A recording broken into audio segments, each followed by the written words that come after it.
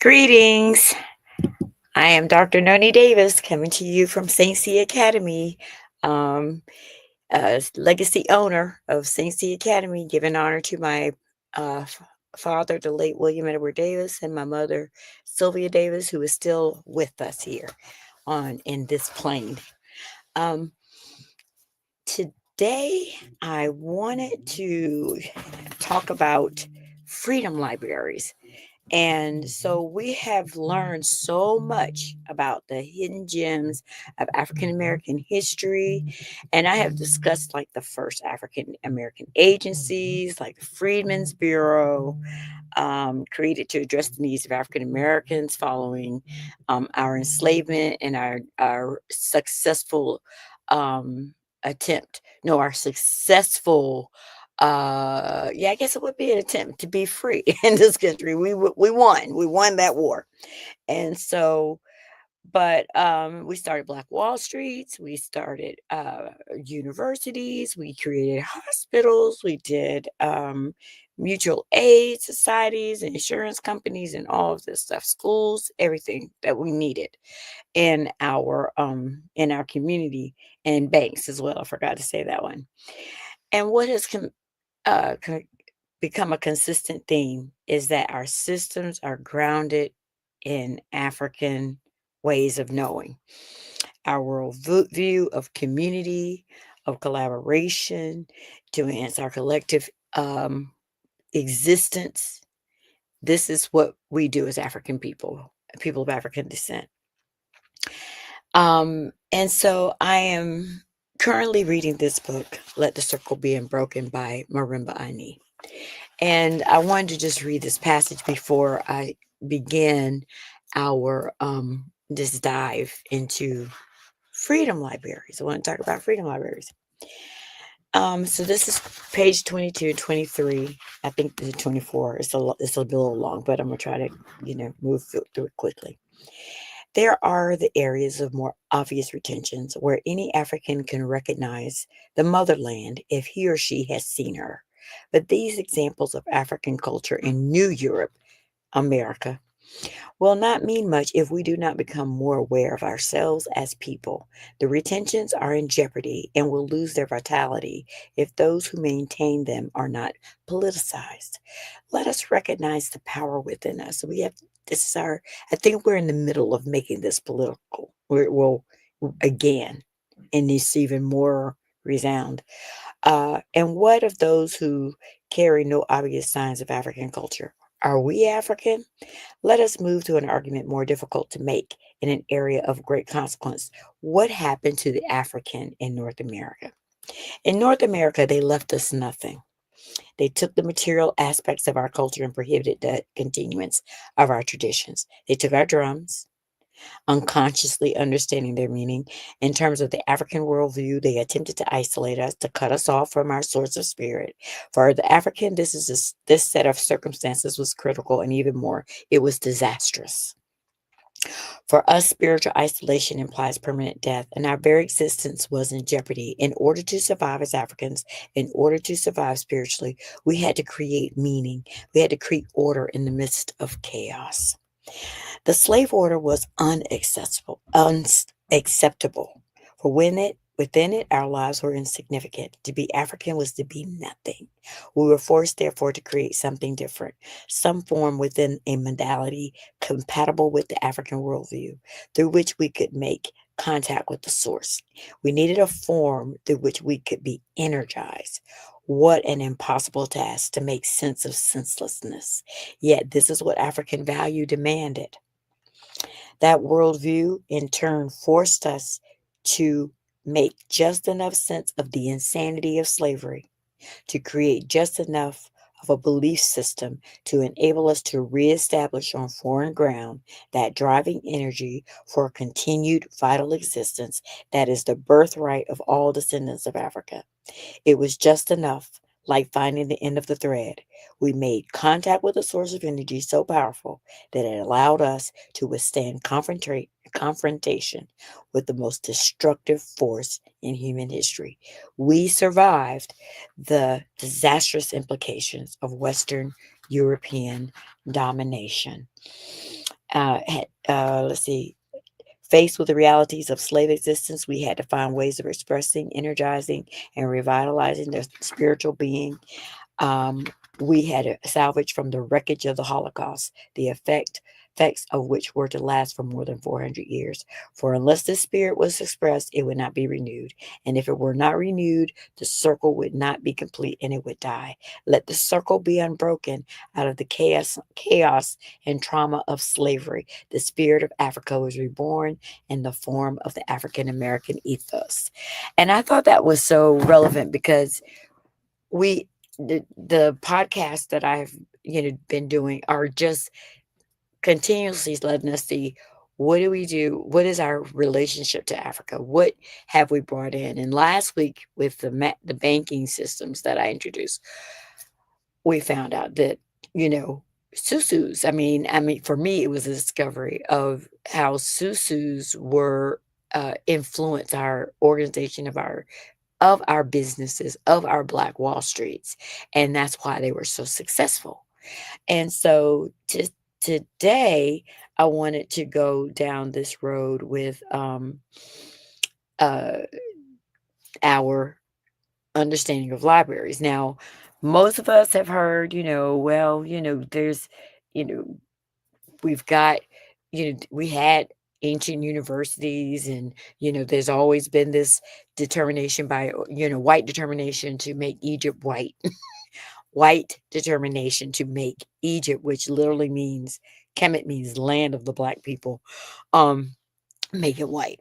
And then also minimized our the contributions that emerged from these civilizations. Well, libraries was one of them, the high idea of it. So I want to go back to here. Let's see, let's start with today's focus on these libraries. So I want this one, this was going to blow my mind. So the first thing I did, of course, was find out what is the oldest library in the world. And at first, I thought it was going to come up with as Egypt. It didn't.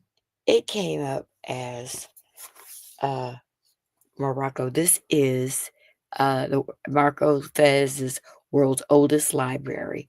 The oldest library is called Al Karawiyyin Library, and it is also a mosque.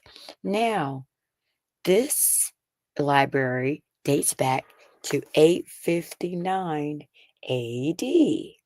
I was like, oh, it's beautiful. It's a very beautiful library. Let's see if I can go. Oh, I gotta always figure out what to do. Opposite, opposite, opposite. Okay, so then I said, well, where is the oldest library? And then, oh, let me stop. So the oldest library in Europe is a Malastiniana Library in Italy, 1447. Okay, so we got 859 AD for Morocco, and we have 1447. Is that like 600 years? Okay. Anyway, so then they said, well, one of the oldest libraries, the most ancient libraries, was in Ashburb by Nepal and Nineveh. Do you see how dark those people are? They got these people looking like they Black people with straight. Okay. Anyway, and so this one is 7th century, 700 BC. And then, of course, you have the Library of Alexandria, which they try, and these are some artifacts from that library too. Ashurbanipal. Okay. 1500 to 539 BC is what they have down there. And these are the artifacts that England stole. They took those. And so, anyway, so then I was like, well, I've heard about all of this, but I need to go and see where is the oldest one. And so I went and got my Now Valley book. I don't know, some of you may have heard about this one, but this is Nile Valley Civilization, Contributions to Civilization, and it's by Anthony T. Browder, and they have an introduction by Dr. John Henry Clark. So I said, I'm going to see what he has to say, because I know that these are not accurate um, statements. And so I went and found his book, and it says the temples of ancient Egypt were not considered libraries by Western standards because, for whatever reasons, according to Anthony Browder and other African anthropologists, um, they just, I don't know. I can't. I went and looked at the definition of library. Library literally means a room or building that has books in it. So this is a pet suit, uh, and this is in. It says Thebes, but they have Greece down here. I'm like, Thebes is in Egypt, and it pet is suit. Is it what? And so I was like, what does this mean? This is another picture. This is in Egypt. It pet is suit, and these are some images of writing, and they had papyrus and Ipet Isut. Ipet Isut is on the Nile River, y'all. This is in Egypt, and this was a temple. Um, let's see. It says according to the pyramid text, the inscribed in the tomb of King Unas, 2323 BCE. They had art and literature, 24 BCE. They had some more art and literature, and you had Ramses II, and you had let's see, Epet Usut was a center of learning for the 18th century. This was 1550 uh, through 1292 BCE. So this is around the same time as these folks. But um let's see, it was these folks, and they're saying 1500s, but this is the same time frame. And even before Ipet Isut, they have all of this art and literature that has been traced back to the 2300s. And I know I did this, had a conversation about the book. Oh wait, what did I do with my book? It was I put it somewhere else, I think. It was the Book of Ptah, which is the oldest book in the world. Huh. And so they play these games with us, but we had the oldest libraries, the oldest, we had schools. I said, look, this was a university. It said there were 80,000 students of all grade levels at the Ipet Isut University. The teachers were called Hersetha, teachers of mysteries. Guess what they taught? Astronomy, astrology, geography, geology, philosophy, theology, law, and communication. And then I said, well, wait a minute. They also had these papyrus. So this is called the Edwin Smith papyrus. You know how they got to do this stuff. So Edwin Smith papyrus is the oldest medical treatise in existence. They said between 4200 and 3100 BC. This is on papyrus. Papyrus was the way they made books. They were scrolls, right? And so that means they have libraries. Okay. And then, and like I said, this is 4200 to 3100 BCE is the compilation of this information. This is mathematics. This is the Rhine papyrus. This is 1900 BCE. Calculations for the pyramid, etc., are all written documents. So even though Western education, for some reason, does not consider the creation of books for the purpose of collecting and recording information to instruct, is fascinating. So I'm like, what in the world? I'm just like, I'm just speechless. So, like I said, I said, let me go find the definition. It says a library is defined as a building or room containing a collection of books for people to read, borrow, or refer to. It could be a private home. And if you were to come to my private home or my school, you will see I have a library. And so it's just so anyway, we the first ones to create libraries, and we have the oldest library in the world in our ancient and our ancestral land. So African temples, schools, learning centers are not listed as libraries. Uh, Now Ethiopia, and they didn't mention them either. Ethiopia has the oldest literary history of sub-Saharan Africa. And look, it's right. Look, you have a whole. These is this is uh these are books hanging off of this picture of Christ, okay, of Yesu. Wait a minute. Let's see what else did I have here. Oh yeah, that's right. And then we have this manuscript. This is a copy of a book that they had in uh in the Abba in this ministry.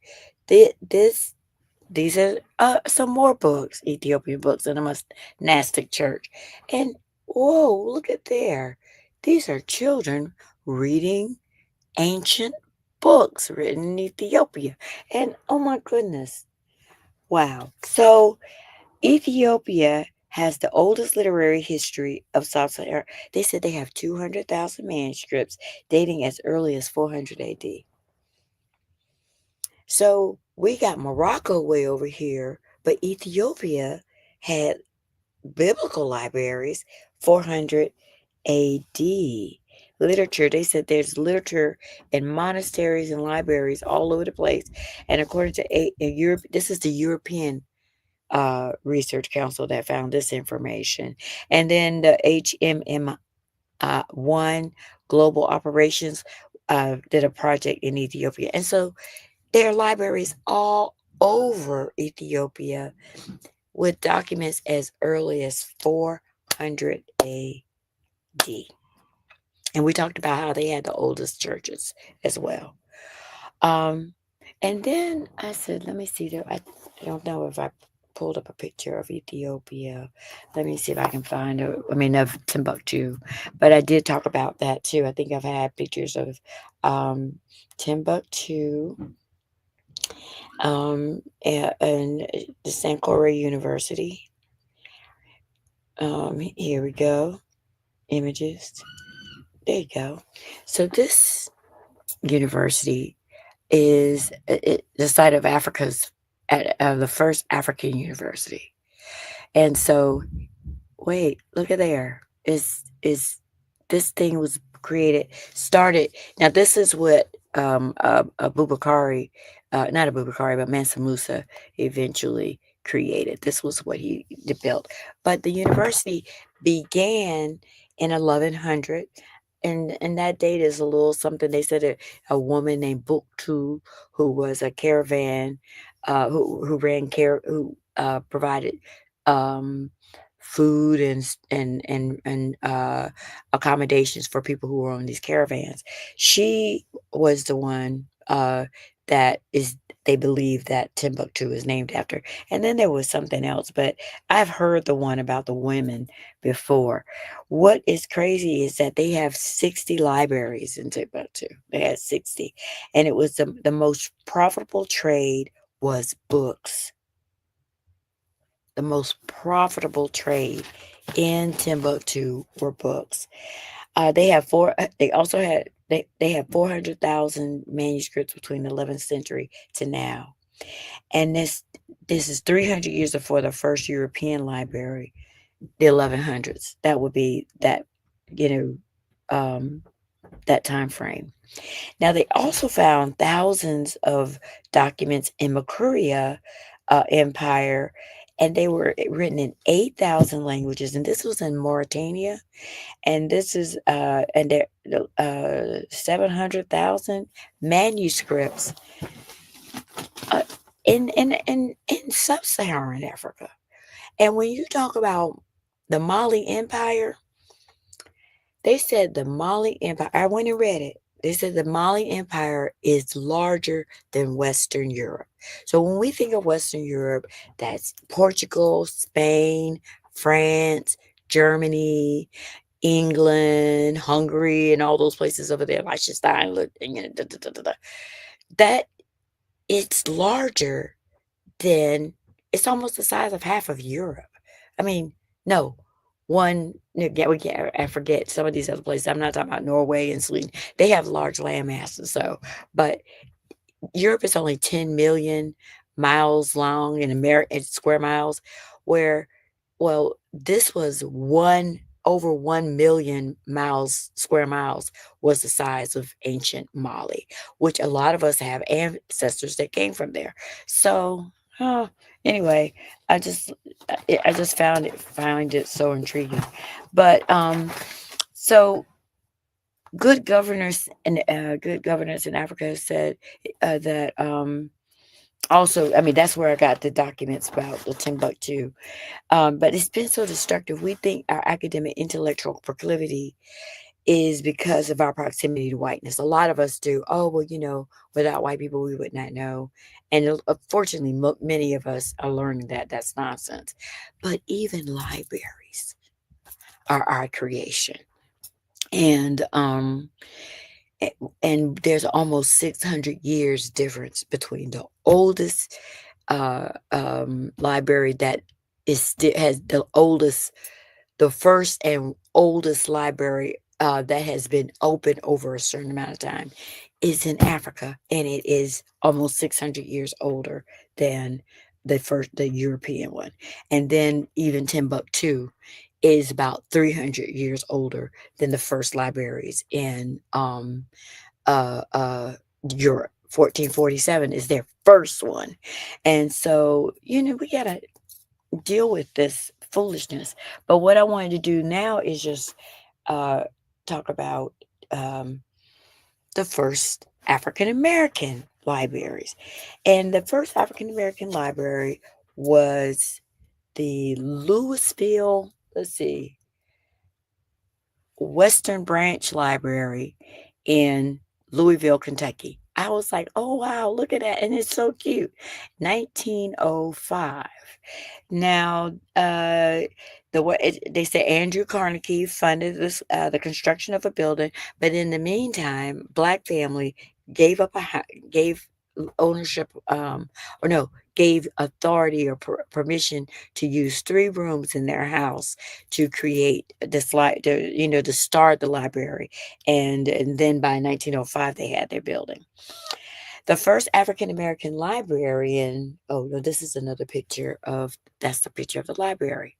The first African American library.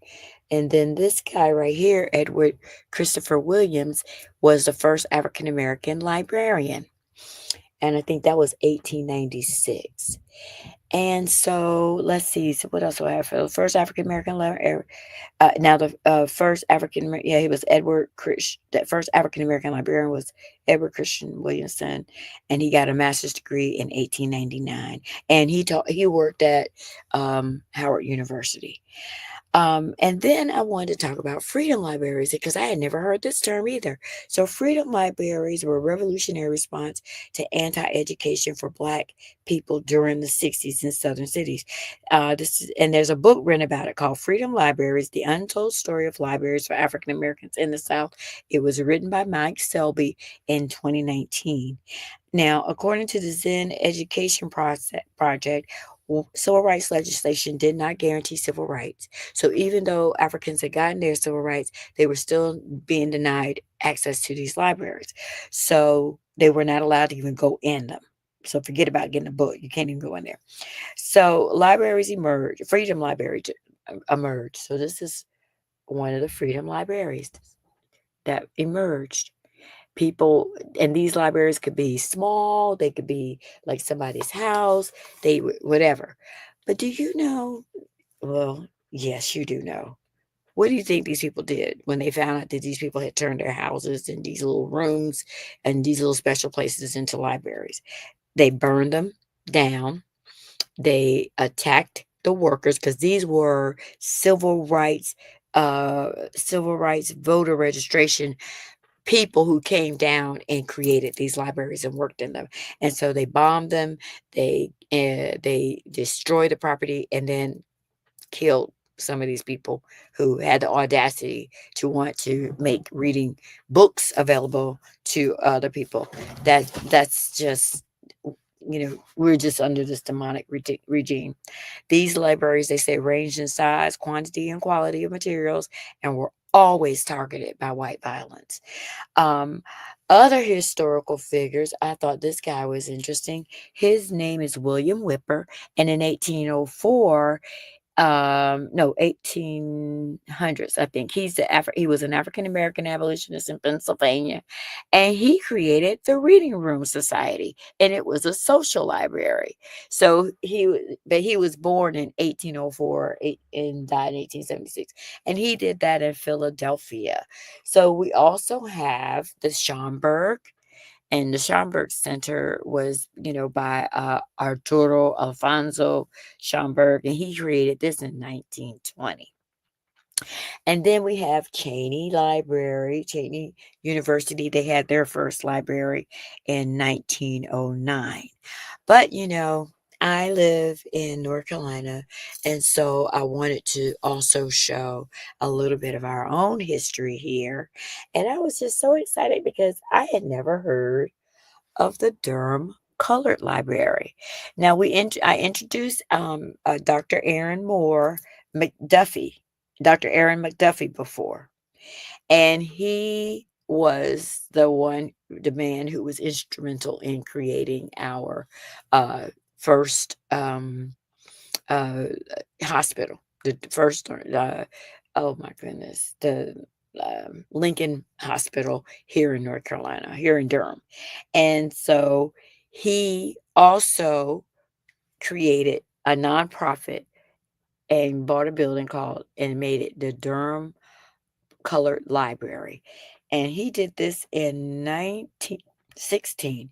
And this was the first library in North Carolina. I was like, "What?"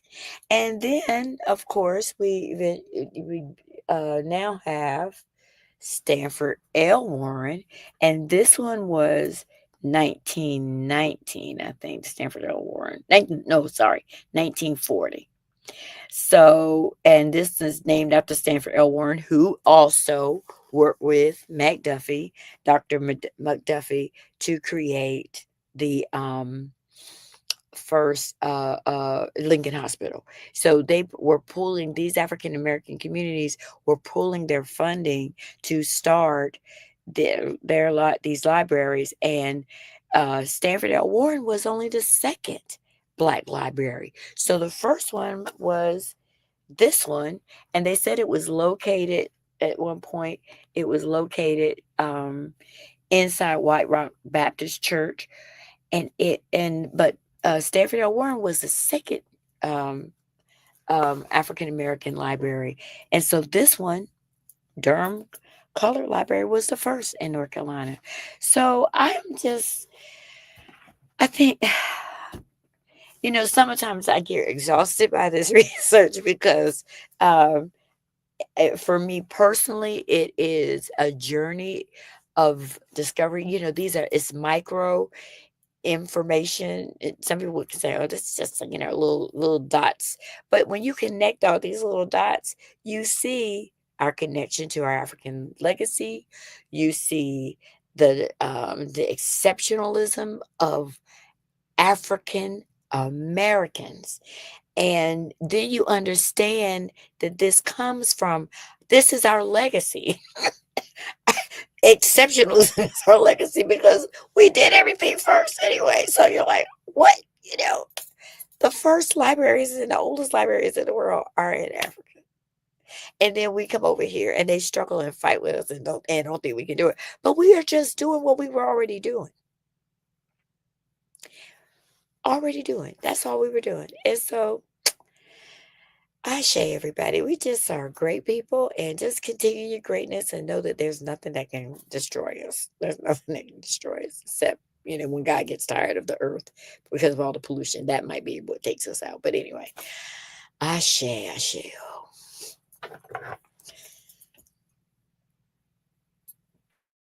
If you're talking, they will hear you. We all want our kids to grow up safe and healthy, so we show them how. And we tell them with honest conversations that let them know what we expect. Not just one time, but every chance we get. That's especially important when it comes to alcohol and other drugs. Kids not only need to know the dangers and how to avoid them, they need to hear it often from you. And when it comes to pain medications, opioids, they need to know that they should never be taken without a prescription and never shared with friends or family. It's dangerous and illegal. So talk with your kids and guide them through the challenges of growing up safe and healthy. Because when you talk, they hear you. For more information about talking with your kids about underage use of alcohol and other drugs, visit underagedrinking.samhsa.gov. So talk, they hear you. You can do it if you try.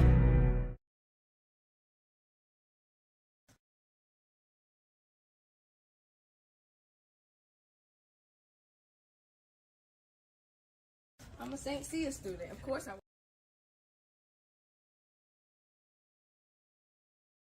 I'm a St. Cia student. Of course I walk into the sound of drums. I'm a St. Cia student. Of course I know my mom.